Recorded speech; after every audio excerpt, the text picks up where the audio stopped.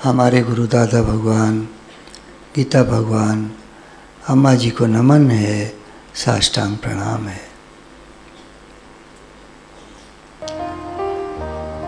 एक संगत ये बैठी हुई है और एक संगत ऊपर के लेवल पर बहुत सारे योगी जन बैठे हुए हैं, साधना कर रहे हैं, सत्संग में सम्मिलित हैं और बाद में भंडारे में भोजन प्रसाद पाएंगे।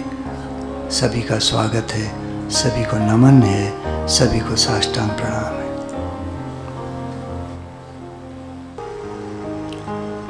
आज हमारा टॉपिक सेवा भाव है। भगवान ने मनुष्य को सेवा के लिए भेजा है संसार में, और साधक को तो विशेष तौर पर संतों की, अन्य साधकों की, सत्संगियों की, बाकी सारी दुनिया की, अपने घर परिवार की, सबकी सेवा के लिए भेजा है। बच्चों की सेवा, आपके अपने बच्चों की सेवा, और बच्चों की सेवा, घर वालों की सेवा, बाहर लोगों की सेवा, सब सेवाएं, सब प्रकार की सेवा। भगवान साधक के द्वारा अपना कार्य कराते हैं। उसे सुख, आराम, मान बढ़ाई के चक्कर में नहीं पड़ना चाहिए। अपना सुख, आराम, मान बढ़ाई ये साधक को नहीं होना चाहिए।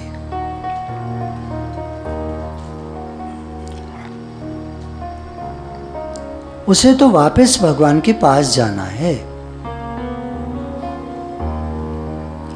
जन्म मरण के चक्कर में नहीं।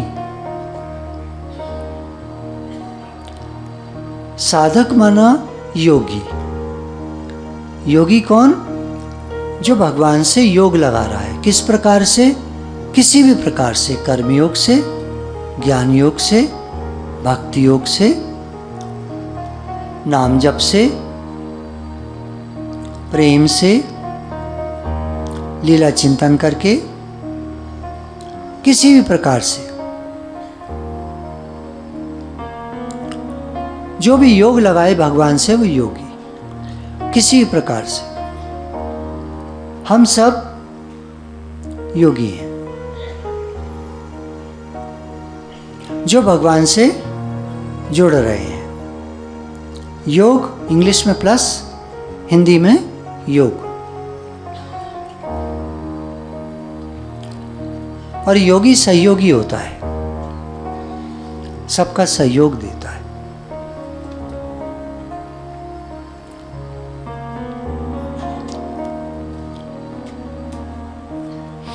आज गंगा जी किनारे हम लोग जब सुबह टहल रहे थे तो कुछ शिवलिंग रखे हुए थे गंगा जी में, पत्थरों के ऊपर किनारे पर पत्थर थे और वहाँ शिवलिंग रखे हुए थे। तो एक शिवलिंग, पानी आता है जोर का, तो वो लुढ़क गए थे। कई लोग आ रहे थे, जा रहे थे, किसी को कोई मतलब नहीं। तो जैसे ही दिखे तो एकदम से हाथ जोड़कर प्रार्थना की, भगवान अपराध ना हो जाए, हम आपको सीधा करना चाहते हैं। इस प्रकार से दो बच्चे तुरंत अपने कपड़े ऊपर करके और कूद कर गए, और उन्होंने, भारी थे वो बड़े, तो उन्होंने शिवलिंग को, जो नीचे गंगा जी में लुढ़के हुए थे, तो उठा करके, यह आप देखिए, कल्पना करिए, उनको उठा करके दोनों बच्चों ने ऐसे करके और सीधा कर दिया, और फिर जल चढ़ाया। ओम नमः शिवाय, ओम नमः शिवाय, ओम नमः शिवाय, ओम नमः शिवाय, ओम नमः शिवाय, ओम नमः शिवाय, ओम नमः शिवाय।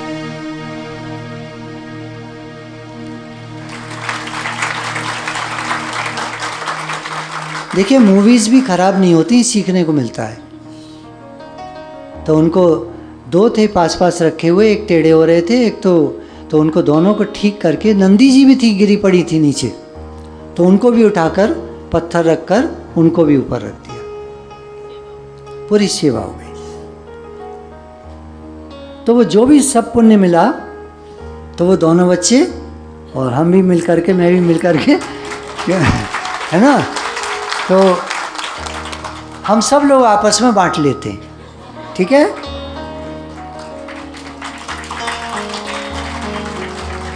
सीखने की बात है, सीखने की बात है। हाँ, हंस के मत टाल देना, ऐसे पुण्य नहीं मिलता है, कुछ करने से पुण्य मिलता है। ये तो गुरु का दिल बहुत बड़ा होता है, हमारे गुरु का दिल बहुत बड़ा है, जो हमको ये सिखाते हैं कि पुण्यों को बांट दो, क्योंकि बांटने से आप, उन्होंने कल ही मैंने पूछा, सेवा पर सत्संग है, तो उन्होंने कुछ गाइडलाइंस दी, बनाया हुआ है सब, ये लिखा हुआ है मेरा। तो कहा कि जब तुम पुण्य बंटवाते हो तो पता है वहाँ पे एक जगह बन जाती है, खालीपन बन जाता है, और वो खालीपन दुनिया के सारे पुण्यों को खींच लेता है। लोग पाप तो देना चाहते हैं, पुण्य नहीं देना चाहते, ध्यान दीजिएगा। पाप दोगे तो खाली जगह बनेगी, वहां पाप आकर्षित हो जाएंगे, और पुण्य दोगे तो पुण्य की जगह खाली बनेगी, वहां पुण्य आकर्षित हो जाएंगे। What you give out you get back। जो आप देते हैं लौट के आपको वही मिलता है। सच्चे हृदय से भगवान की सेवा में लगे हुए साधक के द्वारा प्राणी मात्र की सेवा होती है, सबकी सेवा होती है। साधक अपने ऊपर आए हुए दुखों को सहन कर जाता है और सेवा में लगा रहता है। कल मैंने गुरुजी से कहा, मेरे पैर में बहुत तकलीफ है। बोले कुछ नहीं, सेवा कार्य करो। मैंने कहा गुरुजी सुन तो लीजिए। बोले कुछ नहीं सुनना हमें, सेवा कार्य करो। तुम्हें सेवा मिली है, बहुत बड़ी सेवा मिली है, हजारों लोगों को आनंद शांति देनी है, खुशी देनी है, सेवा पे ध्यान लगाओ, अपनी पीड़ा से ध्यान हटाओ, कोई दर्द वर्द कुछ नहीं होता। तो मैंने कहा वाह, वाहे गुरु, वाहे गुरु, वाहे गुरु, वाह हे गुरु, हे गुरु आपकी वाह हो, जय हो।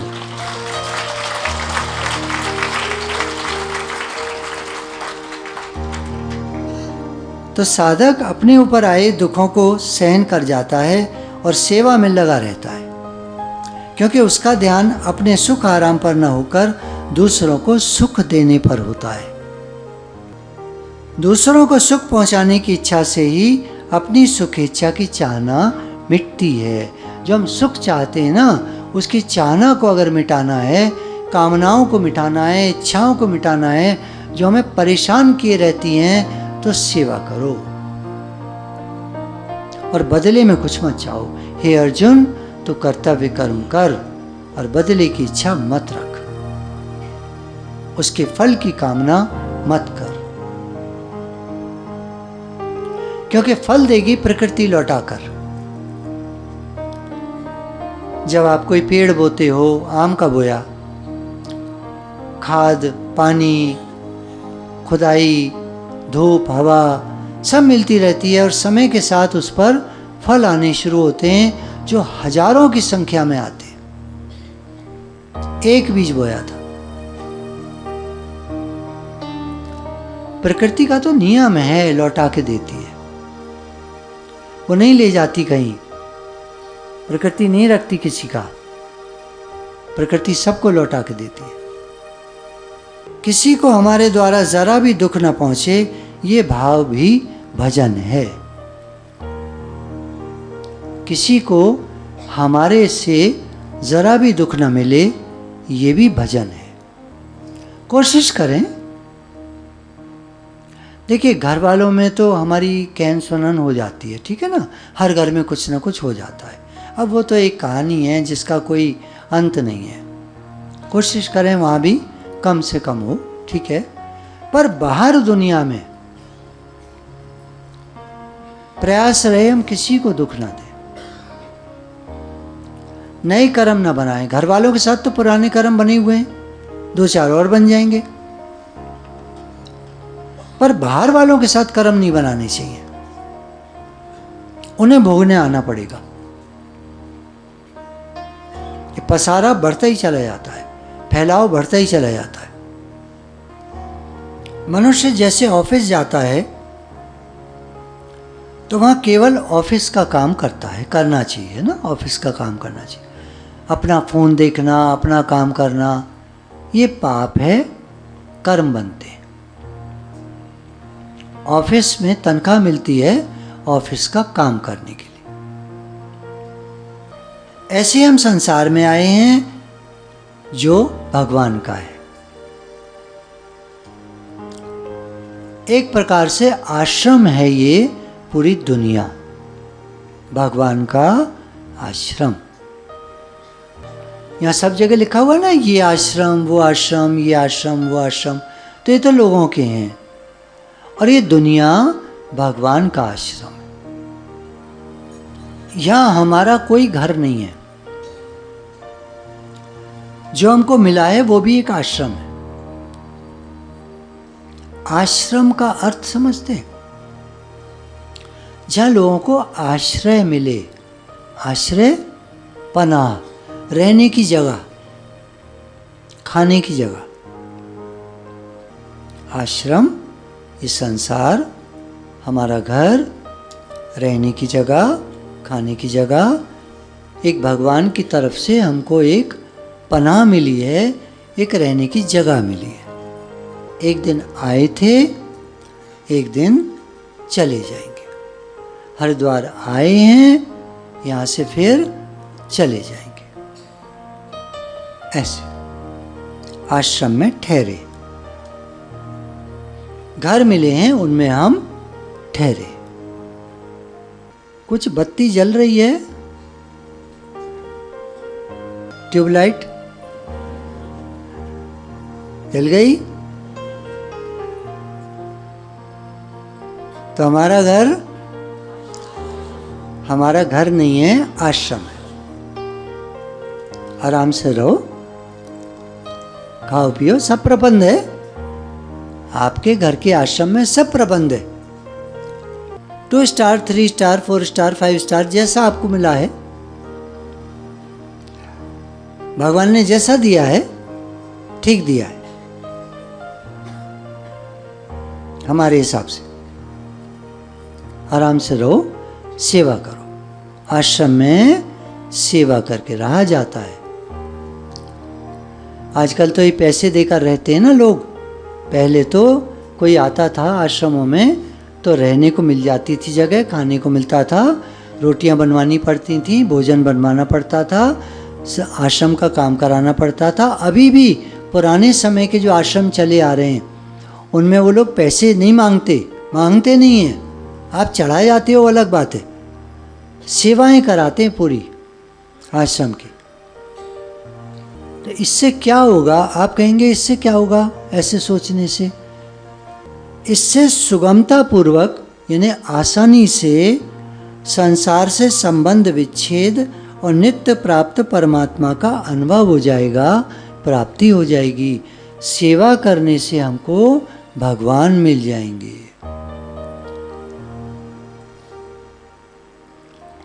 तो समय, समझ यानी बुद्धि, सामग्री और सामर्थ्य, ताकत, एनर्जी, इन चारों को अपने लिए मानना इनका दुरुपयोग है। हमको जो समय मिला है, बुद्धि मिली है, सामग्री सामान मिला है, पैसा मिला है, ताकत मिली है, शक्ति मिली है, वो सबके हित में लगाने के लिए मिली है। सबकी सेवा हो, सबकी सेवा में घर परिवार भी आ गया है ना। ये मत सोचिएगा सबकी कहते रहते हैं तो सबकी करते रहे तो घर की कौन करेगा। घर क्या सोचते हो, आपका है। आश्रम है, जैसे आप रहते हो और भी रहते हैं। सेवा करो, सेवा करो। सेवा करत होय नेकामी, तिसको होय परापत स्वामी। गुरु ग्रंथ साहब में शब्द है, सेवा करने से भगवान मिलते हैं। मनुष्य निष्कामी हो जाता है, उसको भगवान मिलते हैं। तो चलिए अब हम लोग बीच में एक एक्टिविटी कर लेते हैं। हरिद्वार में हम आए हैं, 2 साल बाद यहाँ आए हैं। बहुत सारे संत महात्मा आप देखते होंगे, कुछ कम है क्योंकि कुंभ से अभी लौट रहे हैं। बहुत सारे आपको दिखते होंगे। तो ऐसा समझ लो भीड़ लगी पड़ी है गंगा किनारे संत महात्माओं की, और गरीबों की भी, और टूरिस्ट लोगों की भी, यात्रियों की भी। बहुत सारे बैठे हुए हैं, बहुत सारे। कल्पना करो कितने सारे हो सकते हैं, हजारों के हिसाब से।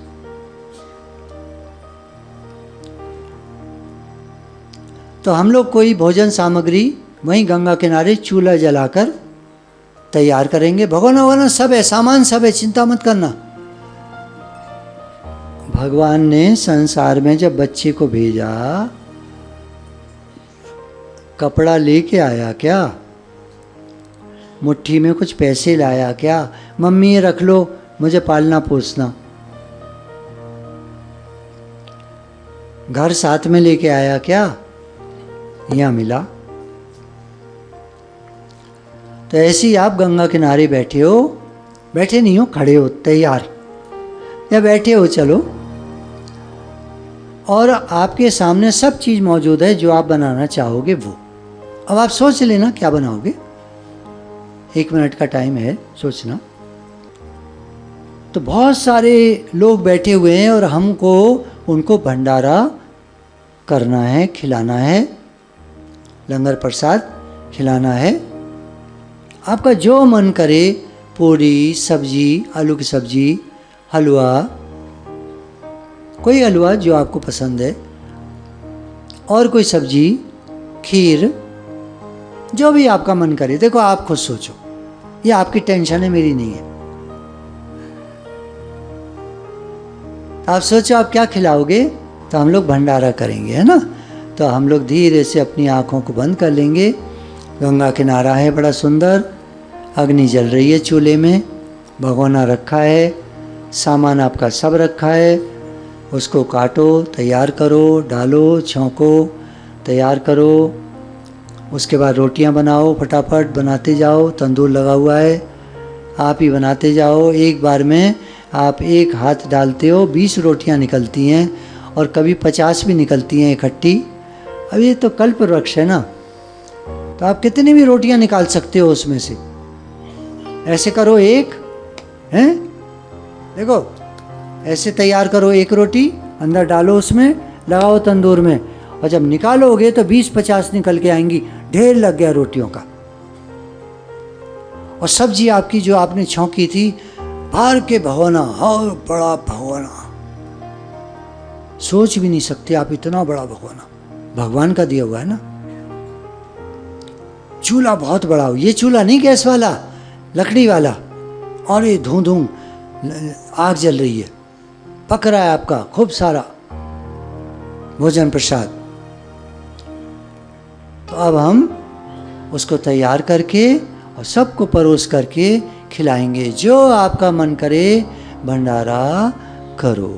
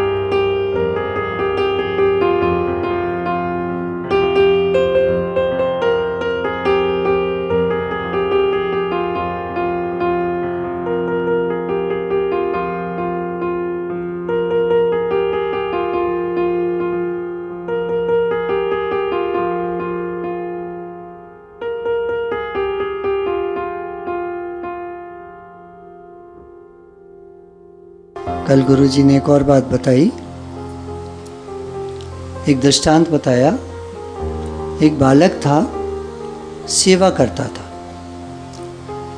सेवा करते करते उसका जीवन चलता था।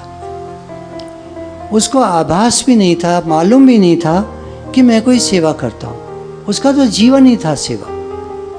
उसने और कोई जीवन देखा ही नहीं था। वो पैदा ही उन्हीं लोगों में हुआ था, संतों में, जहाँ सेवा चलती रहती थी। वो सेवा करता रहता था बचपन से। 4 साल का, 5 साल का, 6 साल का, ऐसे बढ़ता गया, धीरे धीरे बड़ा होता गया और सेवा ही करता रहता था। उसे कुछ और आता ही नहीं था।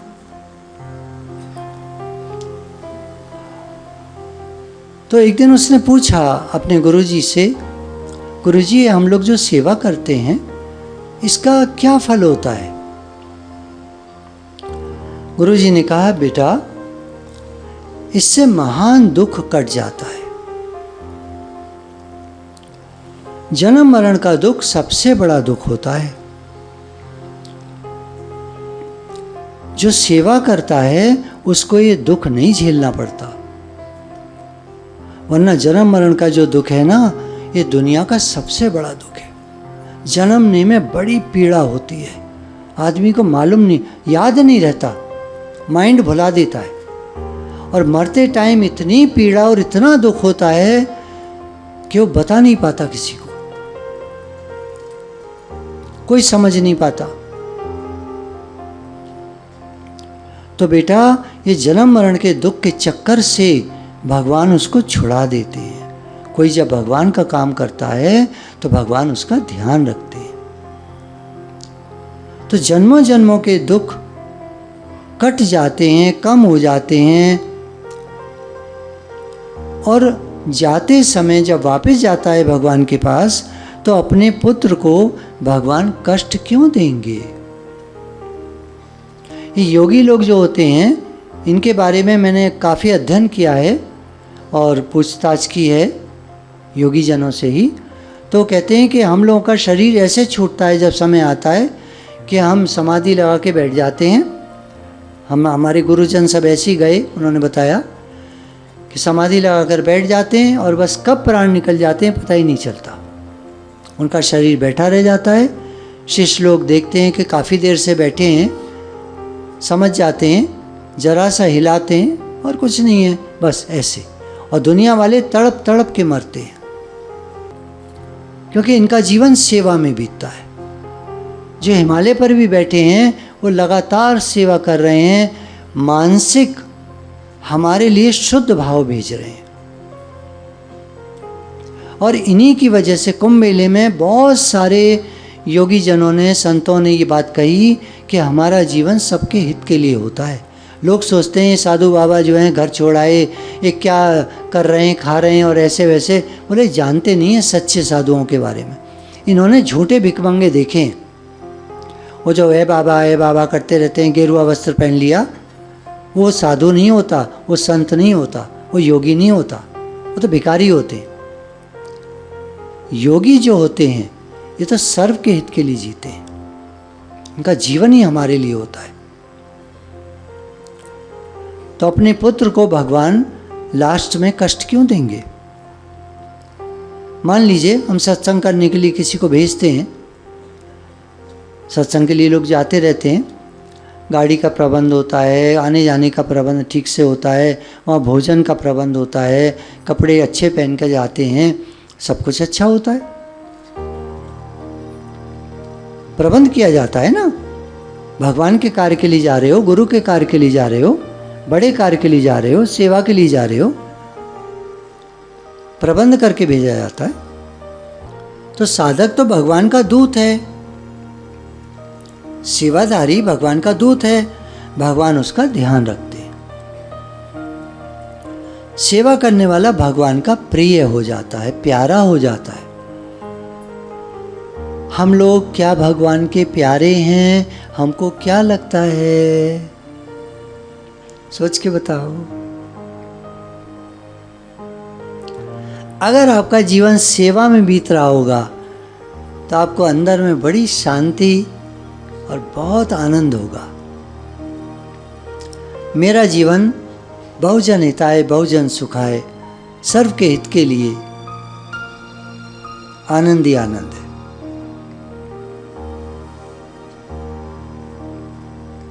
उसको अपनी चिंता नहीं करनी पड़ती, भगवान चिंता करते। सो साहिब चिंता करे जिस पाया जग। उसका तो देखना भी सेवा, खाना भी सेवा, कहीं आना जाना भी सेवा, हाथों से भी सेवा, बोलना भी सेवा, सत्संग करता है, सबको खिलाता पिलाता है, सबकी सेवा करता है। आप में से भी कितने सारे प्रेमी हर समय सेवा के लिए तत्पर रहते हैं। एक मैसेज डालो ग्रुप पर और कई हाथ खड़े हो जाते हैं, हम भी तैयार हैं, हम भी तैयार हैं, हम भी तैयार हैं। तो आप धीरे धीरे भगवान के प्रिय बनते जा रहे हैं।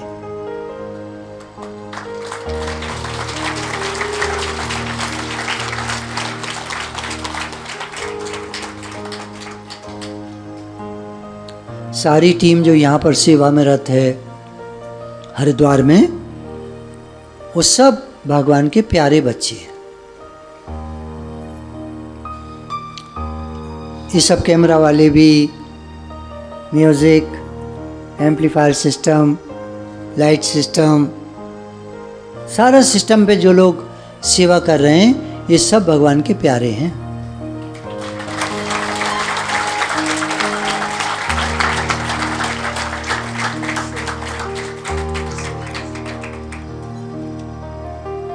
रसोई में जो सारा भोजन प्रसाद तैयार कर रहे हैं, कितने सारे सेवाधारी लगे हुए हैं, मुझे तो गिनती भी नहीं पता उनकी। बहुत सारे हैं, बहुत सारे आश्रमों में लगे हुए हैं। ये सब भगवान के प्यारे बच्चे हैं।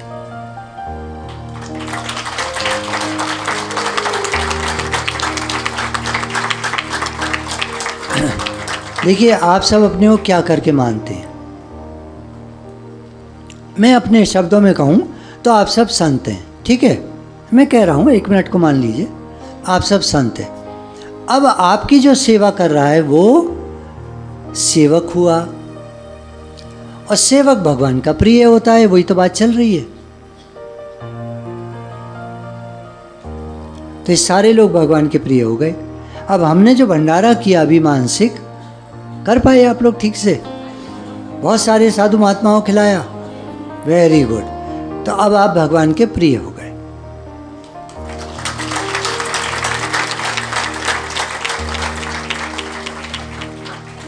तो साधक का तो हर कार्य सेवा होता है, उसका तो देखना भी सेवा होता है, क्योंकि वो देखता है कि सब रूप में भगवान है। देखिए, भगवान ने हमको शरीर दिया, इसमें कितने सारे ऑर्गन्स हैं, कितनी हड्डियां हैं, कितनी मांसपेशियां हैं, कितनी सारी 72,000 नाड़ियां हैं।